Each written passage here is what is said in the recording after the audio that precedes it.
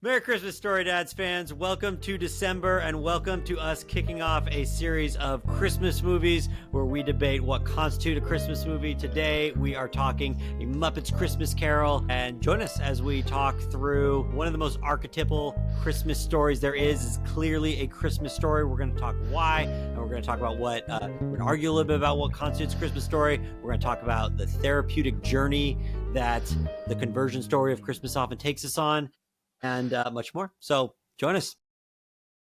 Want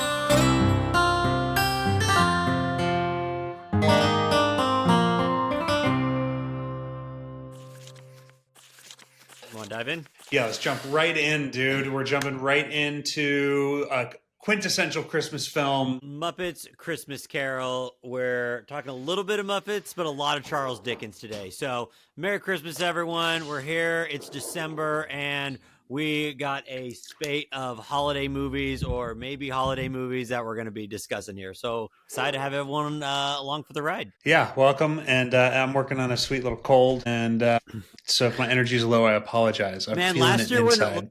Last year when we were doing our recordings on Toy, if you go back and hear our Toy Story 3 episode, I had a brutal cold then. It sounded like Batman for about a month. So I guess it's your turn this year to deal with that. It's my turn. The pain is deep inside me, though. Okay, it's not. You don't have to hear it. I don't think. Yeah, that's right. Think about Michael Caine. Yeah.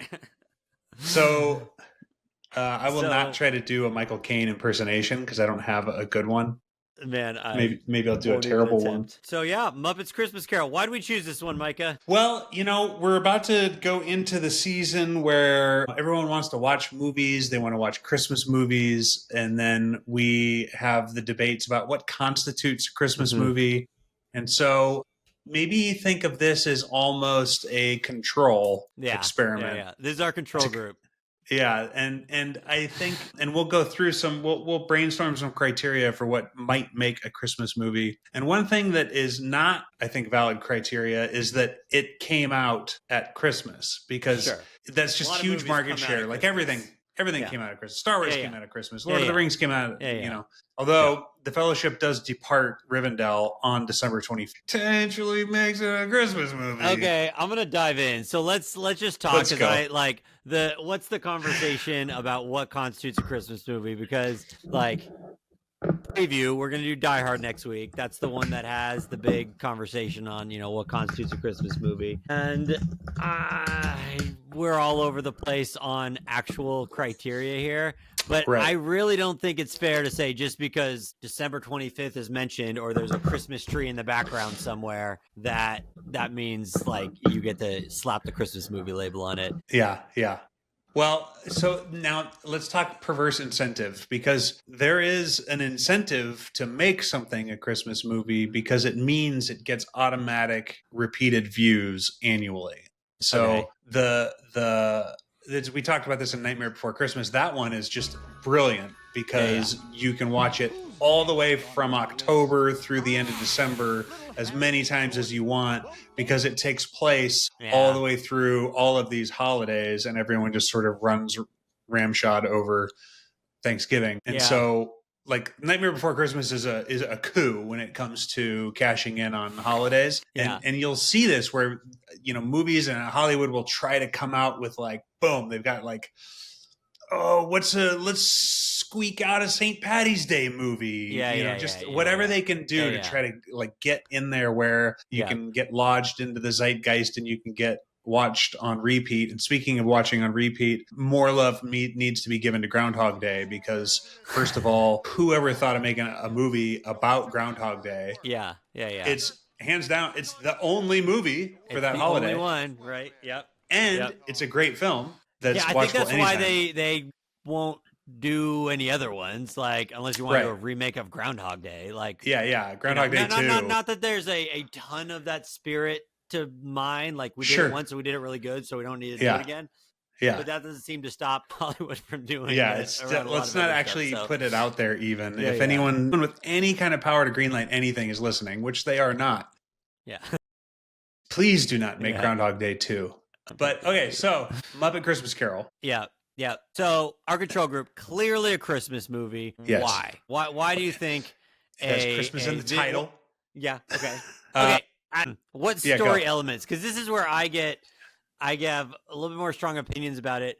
I really don't like it when all the things that come down to what constitutes a Christmas movie is just like superficial, like just like thrown in there stuff. Like the setting, I don't think should be criteria enough. The title shouldn't be criteria enough. Like there's a spirit, there is a theme, there is all these things that are so deeply encapsulated in the Christmas Carol story, the Dickens story, that Right. is, I think, so core of what this is. Now, you don't have to do it like, if this is the more archetypal version of that, you don't have to do that, but like there's elements of that I think have to be there. Otherwise, like, is Harry Potter a Christmas story? Like, I don't think it is. They have a Christmas scene in every one of them, but like, I think you're I don't think you get to just throw something in there and then it meets the criteria. Other than the fact that it's called Christmas Carol, Mm-hmm. and that it takes place during Christmas, and that Charles Dickens maybe actually created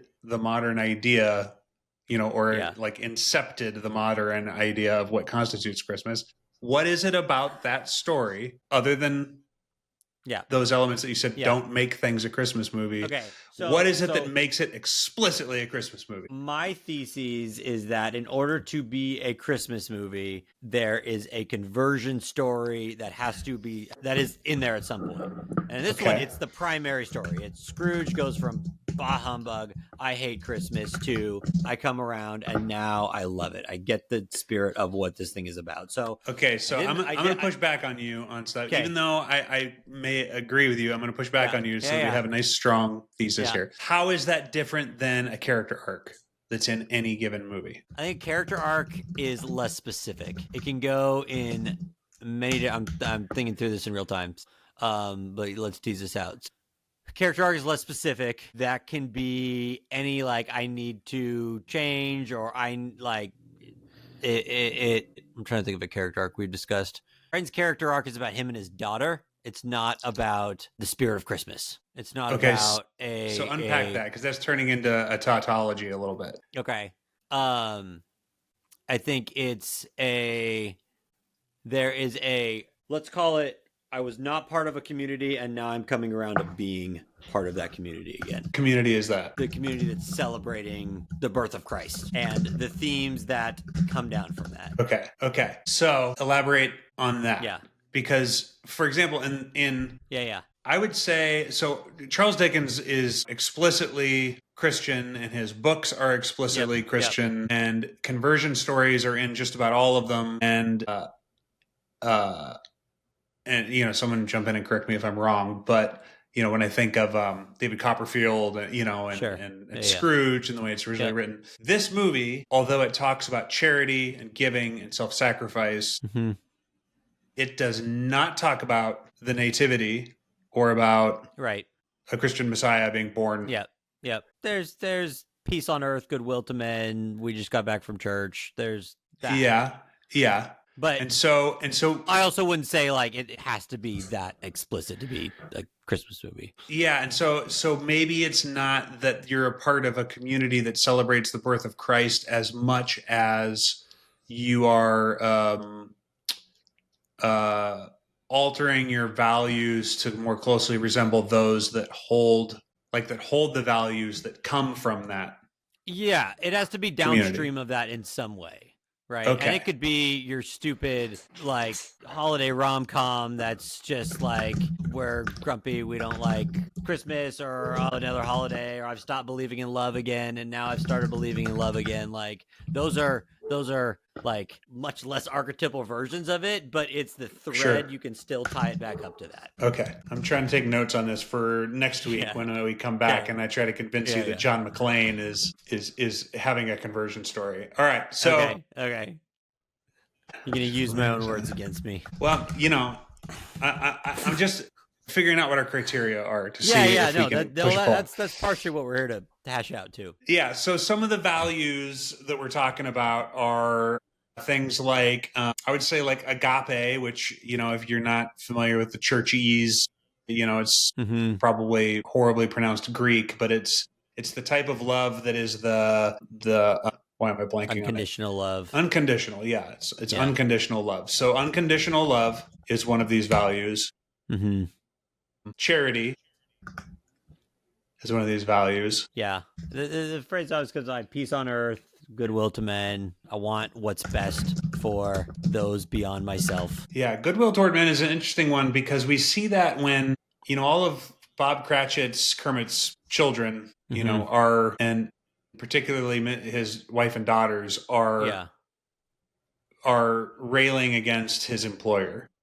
Yeah. And rightfully so. They are not accusing him of anything that he is not doing. Like he is a skinflint. He does pay him too little. He does demand too much. Yeah. And Kermit, Bob, responds with goodwill towards men. He still chooses to be grateful for him and says, like, let's toast to the provider of the feast, the guy who pays my salary, who, like, without any of this, despite all the crap he's put me through, like, let's still be grateful for what he's done. Yeah, because the saying is not goodwill toward good men. Yeah. That wouldn't be virtue. It's goodwill towards men, like whatever form they take. Yeah. And so that's interesting. It also reminds me, so my wife and I just finished watching Harry Potter and the Sorcerer's Stone. Okay. We had to finish it without our kids because it got too scary and they bailed out, which this movie actually almost got too scary for my kids. They're very sensitive to scary stuff. And, Gilderoy Lockhart threatens to essentially lobotomize them. Yeah, and that's Chamber of Secrets, though. Oh yeah, sorry, Chamber of Secrets. That's the one we watched. Sorry. Yeah. And Harry is still polite to him. Yeah. Like even it still says "sir" and all that stuff. And that also is a little bit of that goodwill towards men. There's like the human respect that's there, even when you've been revealed as my enemy. Yeah, even when you're Ebenezer Scrooge. Yeah. Well, that's part of Scrooge's conversion, because that happens when they're in. We'll dive more into the story here in a second, but when they're doing Ghost of Christmas Present and he's seeing all the people that are there, he sees his own family talking crap about him, and then he goes to Bob Cratchit's house and he sees them at first starting to talk crap about him, but then he sees this gracious act of, like, even when he's not there and no one knows he's watching, let's still, in the spirit of charity and gratitude and love, like, whoa, people can actually have that grace. Like, that's part of what changes Scrooge's heart. Yeah. He gets to firsthand experience that goodwill towards men, and from such an unexpected source. Yeah. Okay, so some of these values are unconditional love, charity, peace on earth, goodwill towards men. What else? It's not about, it's getting out of self. You're not self-centered. It's not about me. It's not about what I can accomplish. It's not about my money I'm making. It's these. So Scrooge discovers his wealth, his resources are for more than just himself. And he has, whereas been in one mentality of, like, I am just accumulating for me. I actually have something to offer to other people. Great.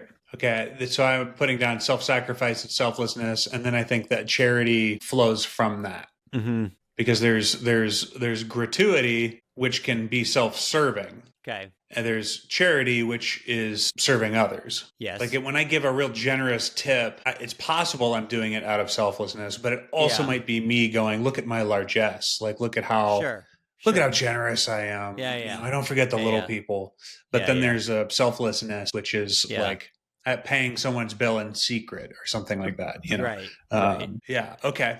Yeah, well, and I think Scrooge ultimately realizing, like, at the end, he has all this wealth and he has the potential for, like, to bring, like, hope and joy and all these things to the community there if he stops only hoarding this for himself. He has to make that decision and have that realization. Yeah, and the things that he's doing, the way that he's living is not nonsensical. Yeah, it's nonsensical. It's like it is working.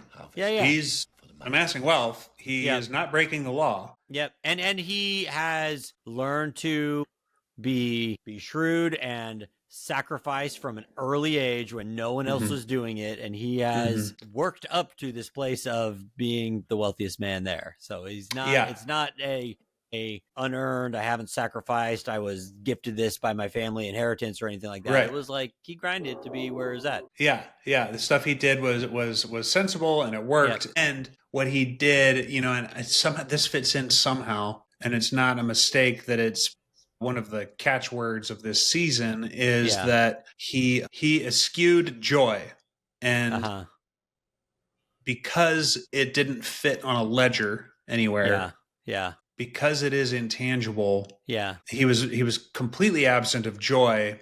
And then the arc is towards joy, where he's essentially Mr. Cold Hard Logic. What does the number sheet say? That's the thing I'm going to do, without any room for what's the effect it's going to have on other people. What's the spiritual implications of this? It's like the numbers say this is what to do. This is what you're going to do. And I take everything out of it. Even like Michael Caine even has the line in there like, I'm the only one in this town smart enough to realize that. Right. Okay, joy, and the other thing is relationship. Yes. Now I'm volunteering these things. I'm sort of putting words in your thesis here, but it seems to me that these are the things that constitute like Christmas values. Sure. Yeah. Being completely alone. There is no Christmas movie where you wind up all by yourself, right? Yes. The idea of Scrooge going back and just being alone is a starting point, and he ultimately, and you feel sorry for him, but he's also kind of fine with it. And then him realizing that is not sufficient, that there is something intangible that's needed. Yeah. Okay, great. So let's say what constitutes a Christmas movie is that there's a conversion story where you go from the antithesis of these values towards these values, preferably all of them, but at least some of them. I'm open for a big tent in this theory. I think a lot of things can fit into it, but it's got to tie back to I wasn't for these things and now I am. Right. Even if it's just one or two of these things and it's somewhere in there. And it's somehow tied to the event of Christmas. Yes, the event of Christmas is the catalyst for it. It's not just the setting. It's not just, without getting too far ahead into Die Hard, it's not just like we're at a Christmas party when the fighting starts.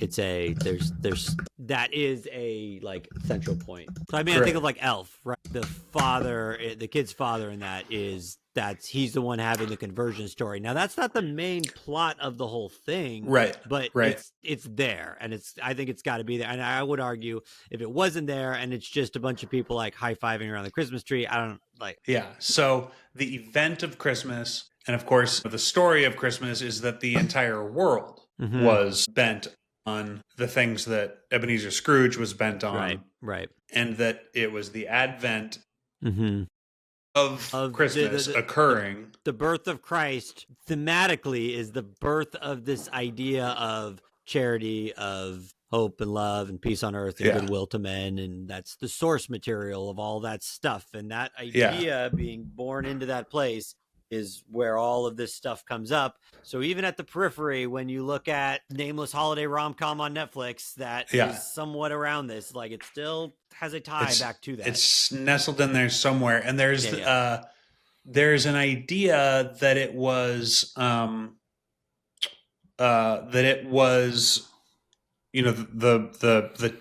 rabbi Jesus teaching his his Jewish followers that he evolved the silver rule to the golden rule. That he was the inventor of the golden rule, essentially. That he took the previous rule was do unto others as they do unto you, which seems very fair. That's very equanimous. It's very logical. It's I get as much as I can out of others. They try to get as much as I can out of me. Best man wins. And when they're good to me, I'm good to them. And as long as I do not start the wrongdoing, it's like as long as I don't start the fight, I'm a moral and ethical person. Right. And then he evolved it to do as you would have them do unto you. Yeah. Which then unleashes your imagination into like there's no limit to how good I can be to people. Right. And so that idea is, and maybe that's a way to distill it even further, is that our characters go from the bronze or silver rule. One of them is do unto others before they can do unto you. Yeah. So someone is living in bronze and silver, and then they have this conversion into the golden rule. Maybe. I don't know. Yeah, no, Well, it's what you see with the Bob Cratchit. Like Scrooge isn't being nice to him, yet like I still want to show gratitude. I still want to like acknowledge the one who has provided all these things, and even for all of his flaws, like that's still acknowledged as a golden rule example. Yeah, yeah. How would I want someone to speak of me were they my employee? Right. Yeah. Okay. So. Okay. And the event of Christmas is the catalyst, and in one, looking at this fractal, it's because in our story, the event of Christmas was the catalyst for all of humanity to have their Christmas story. And so a Christmas movie, in order for it to be a Christmas movie, it's got to fit in that fractal. Absolutely. It has to fit within that. There great. So it has to be an echo of that event. Yes. All right, great. Then carry on, sir. Sure. So let's get into Muppet Christmas Carol, because it's the Dickens story. It's told in the fun little way that the Muppets do, where each of the Muppets gets to be a specific character in the story. There's one main actor who's usually a very solid A-list actor who just is very good at their part, and Michael Caine is excellent. Like, it's one of the funnest like performances I heard when they asked him to do it. He's like, all right, I'm playing this like a Shakespearean actor here. Like, I'm doing dead serious. I'm not pretending like it's not puppets. It's just like There is no mugging.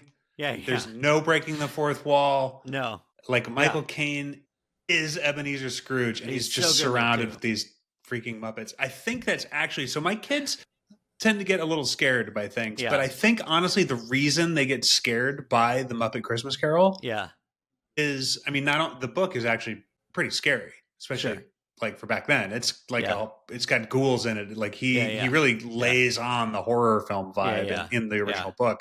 But Michael Caine sells that performance so hard.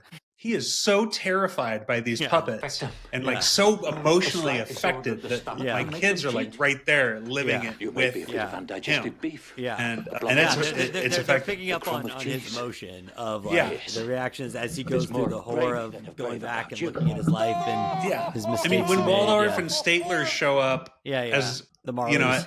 As the Marleys, that should not be scary. But but Michael Caine is mortified, and so my kids are mortified. So it's pretty funny, and they love the song. Like my son who gets really freaked out by stuff, he'll just go on and sing the song for like months afterwards. That's great. So the story. And so that is, sorry to revisit. That is the structure of the Muppets for those of our viewers. And listeners who never got to experience the Muppets growing up, and I was lucky enough to catch the tail end of it.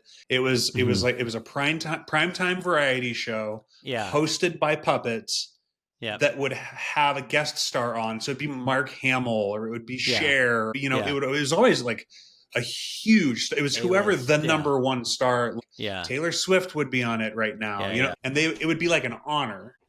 It was like a badge of honor for a celebrity to be on the Muppet Show. Right. Along the lines of Saturday Night Live. Like it's like a big deal. You get to host the Muppet Show.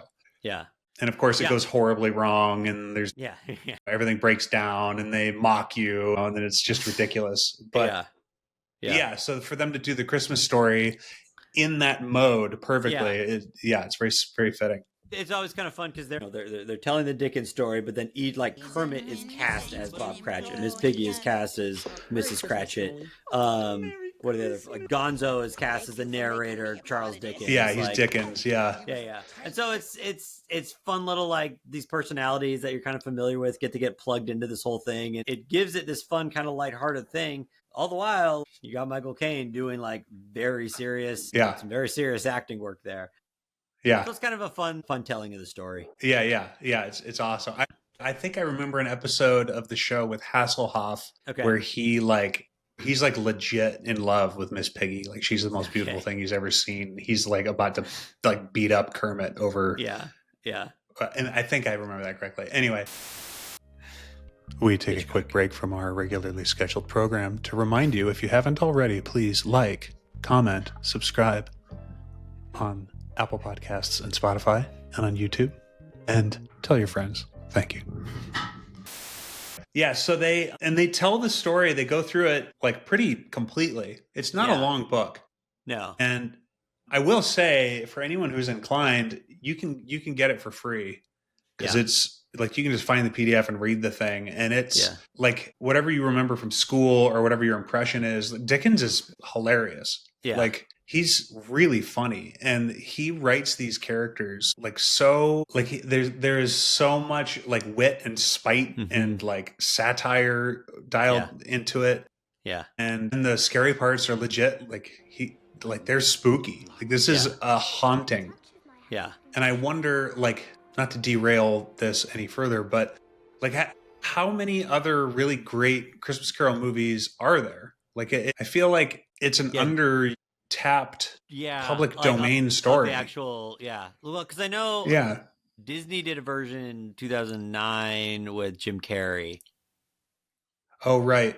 And I don't think I've seen it. Yeah. Maybe I caught parts of it when it came out, but I mean, it kind of slipped under the radar there. I'm sure there's an older version of it out there, but I mean, it is. Scrooged was cool. Like that was Scrooge. a smart way to try to retell it. Yeah, Bill Murray. Yeah, and maybe in some way, all of these Hallmark movies about like the businesswoman who is, and then she like goes back to her hometown and discovers. But it's like they've figured out you just got to reverse the sexes, and then you get every Hallmark Christmas movie ever made is just Scrooge.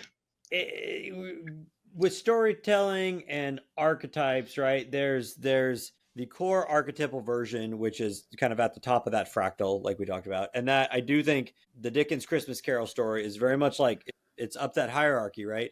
And so why do we have all these other retellings? Because if all we have is just this one version, it gets stale. We've heard it a bunch of times. We start tuning it out. It just becomes trite, right? And so in order to keep, I think this is like psychologically and societally, like why we retell the same stories over and over again, is it keeps these things fresh. We do it in a new way. We put some twist on it. We put it relatable in this setting that I can connect to a little bit more. And I think the more closer you are to your actual setting, the more relatable it might be to like that specific person, but the less universal it becomes. Whereas the Christmas Carol version of it, the archetypal version, which, the Muppets is, a version of that, but the Dickens story is universal. I think anyone can relate to and connect to it in some way, even if it doesn't have that specificity. Yeah. And it, part of what I think makes it really powerful is that it does have past, present, and future in it. Okay. Yeah. And one of the things that Ebenezer says in order to prove his conversion at the end is that he's going to behave with past, present, and future in mind. Yes. Yeah. And that is, I've always thought that the idea of faith as a concept is acting with past, present, and future in mind. Yeah. In that if I could be certain of my future, then acting in the present with courage, boldness, self-sacrifice, and all those things would be easy. It would be second nature because I already know how it's going to go. And so the idea of faith to me always seemed like a sort of like a workaround for a being that's trapped in one point in time to imitate a being that's not trapped in one point in time. Right. And so the idea of behaving with past, present, and future in mind says, I'm going to try and behave more like an eternal creature. Yeah. I'm going to try and behave more like, my creator. I'm going to try to behave more like angels, whatever. Yeah. Well, so like practically, what does that mean? It means that as you progress throughout your life, the things I do now in the present are going to affect me and who I am in the future. So I need to start acting like and get away from just a hedonistic, I'm going to do what I want, what I feel like in the moment, and start taking a wider version of that. I think for Scrooge in this movie, I'm getting out of my just narrow lens of like, how can I make the most money right now, regardless of the consequence and other effects outside of that, to like, what's the larger implications? How does this affect me, me now, me in the future, my community? As life goes forward, how do I take in what happened in the past in order to do that? So to just scream through the story here, I mean, most people know the Christmas Carol Dickens story. He's visited by the Marleys, who have been his business partners, who passed away, who say, hey, we're in hell right now, essentially. Like, we were doing things that were morally unethical, that were morally bankrupt. It's landed us here in the afterlife. You're headed here too. Some ghosts are going to come visit you to try to change your heart, to talk you out of it. And so then he's visited by ghost of Christmas past, present, future. And so when he goes to the past, he reviews his childhood, how he was in school, his first job, his falling in love, how that relationship was. So he's reviewing how that relationship was sabotaged and sacrificed because of his greed. So he's viewing his history of his behavior and his sin, his temperamental proclivities that caused all the problems in his life. He's doing a full review of all these things from his past, and that's what the Ghost of Christmas Past takes him on, which is very much like the therapeutic journey when you go back in your past and you look at what were my faults, what were my issues, what were my traumas, what moments still stick with me that I might be unconscious of that I need to take account of. Right. And also like the moral inventory that you do in 12-step. Sure. Right. I mean, I would argue do you remember the Unravel retreat we went on? Yeah. And what were the 3 exercises we did? Oh, man, I don't remember. Yeah, no. You remember, it's your backwards look. Oh, yeah. Yeah, the backwards look, the present look, the forward look, like reflections. Right. Yeah. Of that you have to do. Yeah. So it's inviting those ghosts.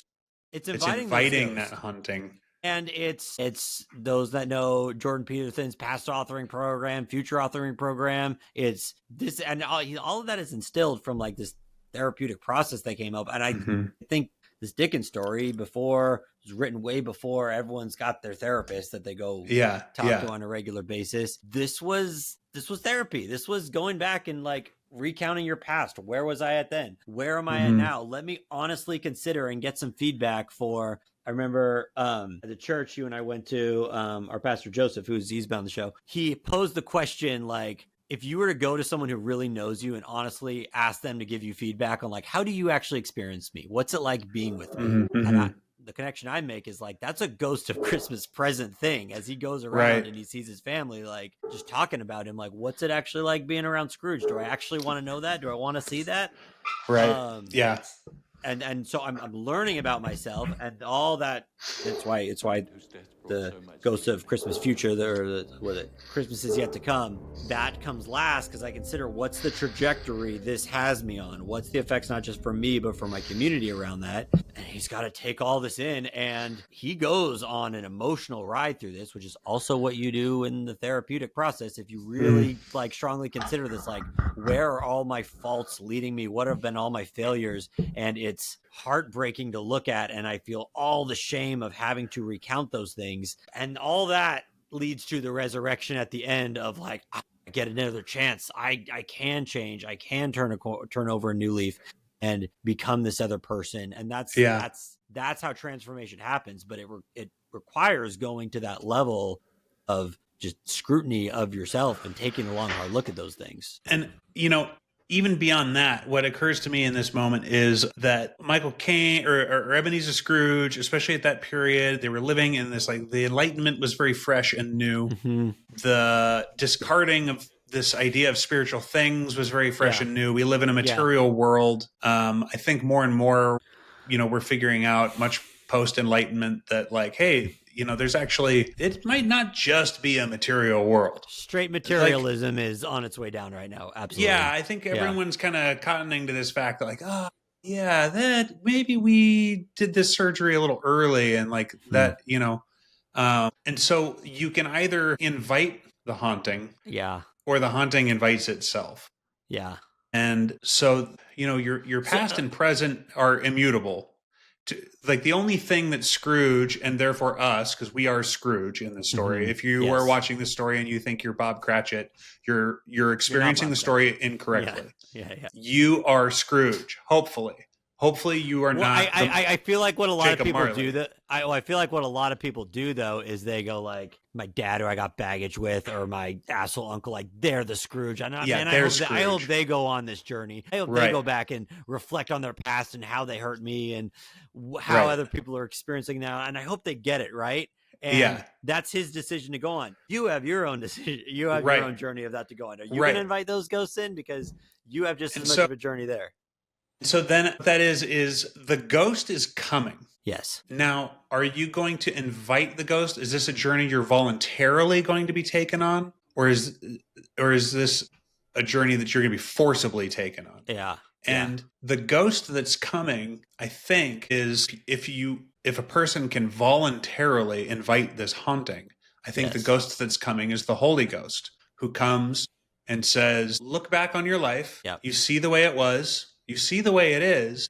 You see the way it's going to be. If you would like it to be different, then you can invite an indwelling of the Holy Ghost, who then goes forward and changes you and then makes you wake up a new person. So call that a healthy conviction. Right? Yes, it's healthy conviction. I feel the calling of something is off.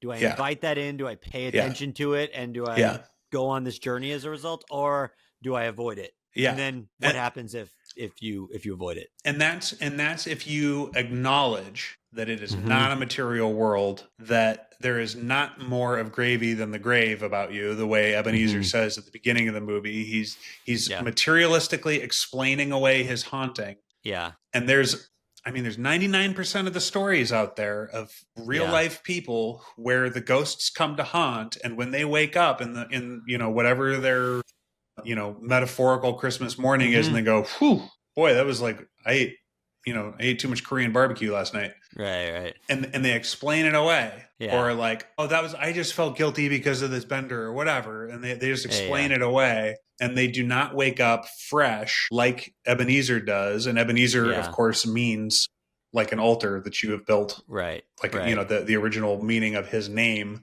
is like a thing that has been consecrated. So he wakes up. Altar and as a reminder of like what God has done in your life and where you've been. Yeah.